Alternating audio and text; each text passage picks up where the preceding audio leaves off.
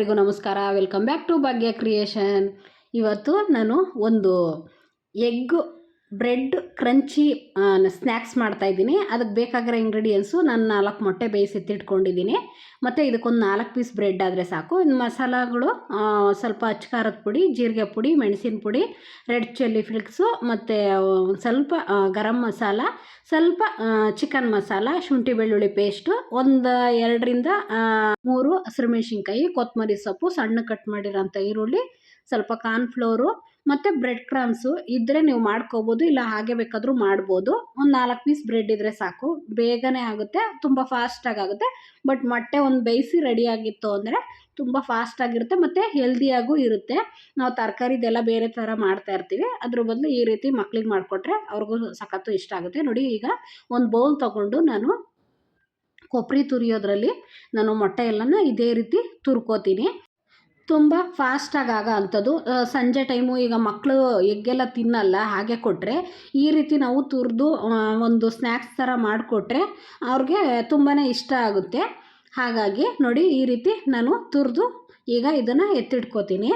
ಈಗ ಒಂದು ಬೌಲ್ಗೆ ನೀರು ಹಾಕ್ಕೊಂಡು ನಾನಿವಾಗ ಒಂದು 4 ಪೀಸು, ಅಂದರೆ ನಾನು 4 ಮೊಟ್ಟೆ ತೊಗೊಂಡಿದ್ದೀನಿ ಅಂತ ನಾನು 4 ಪೀಸು ಬ್ರೆಡ್ ತೊಗೊಂಡಿದ್ದೀನಿ.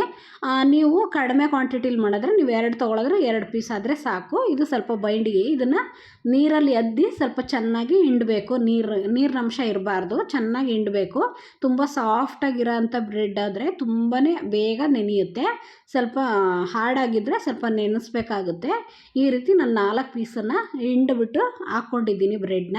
ಮತ್ತು ಇದಕ್ಕೆ ಶುಂಠಿ ಬೆಳ್ಳುಳ್ಳಿ ಪೇಸ್ಟು, ಮತ್ತು ನಾನು ಏನೇನು ಮಸಾಲ ಐಟಮ್ ತೊಗೊಂಡಿದ್ನಲ್ಲ, ಆಗಲೇ ಹೇಳಿದ್ನಲ್ಲ, ಅದನ್ನೆಲ್ಲ ಒಟ್ಟಿಗೆ ನಾನು ಹಾಕ್ಕೋತಾ ಇದ್ದೀನಿ.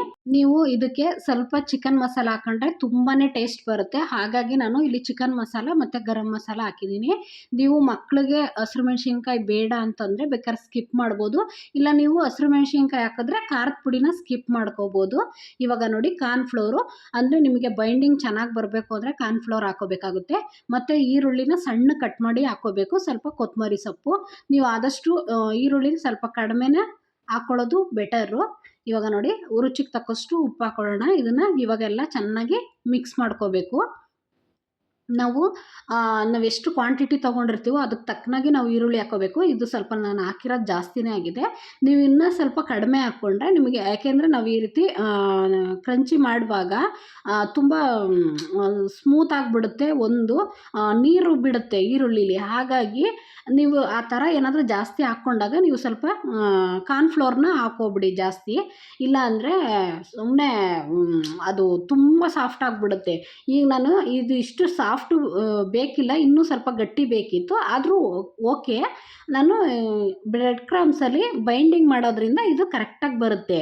ಬಟ್ ನೀವು ಹಾಗೇ ಬ್ರೆಡ್ ಕ್ರಮ್ಸ್ ಇಲ್ಲ ಅಂತಂದಾಗ ನೀವು ಡೈರೆಕ್ಟ್ ಹಾಗೆ ಮಾಡುವಾಗ ನೀವು ಈರುಳ್ಳಿನ ಆದಷ್ಟು ಕಡಿಮೆ ಹಾಕ್ಕೊಂಡು ಕಾರ್ನ್ಫ್ಲೋರ್ ಹಾಕ್ಕೊಂಡು ಒಂದು ಬೈಂಡಿಂಗು ಕರೆಕ್ಟಾಗಿ ಕಲಿಸ್ಕೊಂಡ್ರೆ ನೀವು ಬೈಂಡಿಂಗ್ ಮಾಡೋ ಅವಶ್ಯಕತೆ ಇರಲ್ಲ. ಹಾಗೇ ನೀವು ಎಣ್ಣೆಗೆ ಬಿಟ್ಬಿಟ್ಟು ನೀವು ಮಾಡ್ಕೋಬೋದು. ನೋಡಿ, ಈ ರೀತಿ ನಾನು ಒಂದು ಮೀಡಿಯಮ್ ಸೈಜ್, ನೀವು ಬೇಕಾದ್ರೆ ರೋಲ್ ಬೇಕಾದರೂ ಮಾಡ್ಬೋದು, ರೋಲ್ ಥರ ಬೇಕಾದ್ರೂ ಮಾಡ್ಬೋದು, ಯಾವ ಡಿಸೈನ್ ಬೇಕಾದ್ರೂ ಮಾಡ್ಕೋಬೋದು. ಈಗ ಸಂಜೆ ಟೈಮಲ್ಲಿ ಕಾಫಿ ಜೊತೆಲಿ ತಿನ್ಬೋದು, ಇಲ್ಲಾಂದರೆ ಪುದೀನ ಚಟ್ನಿ, ಈ ರೀತಿ ಯಾವುದ್ರಲ್ಲಾದರೂ ಸಾಸಲ್ಲಿ ಈ ರೀತಿ ಯಾವುದ್ರಲ್ಲಾದರೂ ತಿನ್ಬೋದು. ನೋಡಿ, ನಾನೆಲ್ಲ ರೆಡಿ ಮಾಡಿ ಇಟ್ಕೊಂಡಿದ್ದೀನಿ.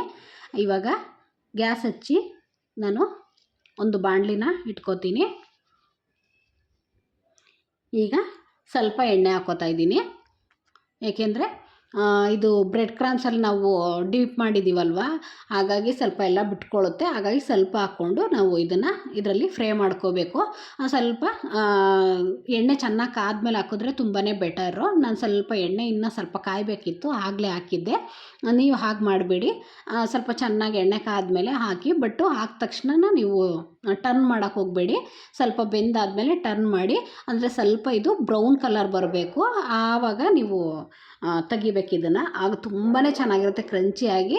ಮಕ್ಳಿಗೆ ಸಂಜೆ ಟೈಮ್ ಈ ರೀತಿ ಮಾಡಿಕೊಟ್ರೆ, ಮೊಟ್ಟೆ ಎಲ್ಲ ತಿನ್ನಲ್ವಲ್ಲ, ತರಕಾರಿ ಎಲ್ಲ ತಿನ್ನಲ್ವಲ್ಲ, ಹೀಗೆ ವೆರೈಟಿಯಾಗಿ ಮಕ್ಳಿಗೆ ಮಾಡಿಕೊಟ್ರೆ ಅವ್ರಿಗೂ ಖುಷಿಯಾಗಿ ತಿಂತಾರೆ, ತುಂಬ ಇಷ್ಟಪಡ್ತಾರೆ. ಈಗ ಡೈಲಿ ಏನಾದರೂ ಒಂದು ಮಾಡಿಕೊಟ್ರೆ ಅವ್ರಿಗೂ ಸಖತ್ತು ಇಷ್ಟ ಆಗುತ್ತೆ.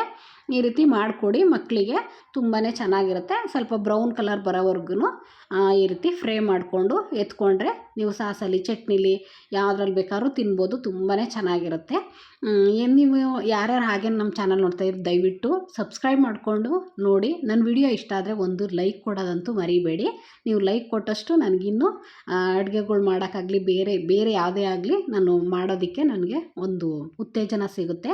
ಹೀಗೆ ನಮ್ಮ ಚಾನಲ್ನ ಸಬ್ಸ್ಕ್ರೈಬ್ ಮಾಡ್ಕೊಳ್ಳಿ, ಶೇರ್ ಮಾಡಿ, ಕಮೆಂಟ್ ಮಾಡಿ. Thank you for watching.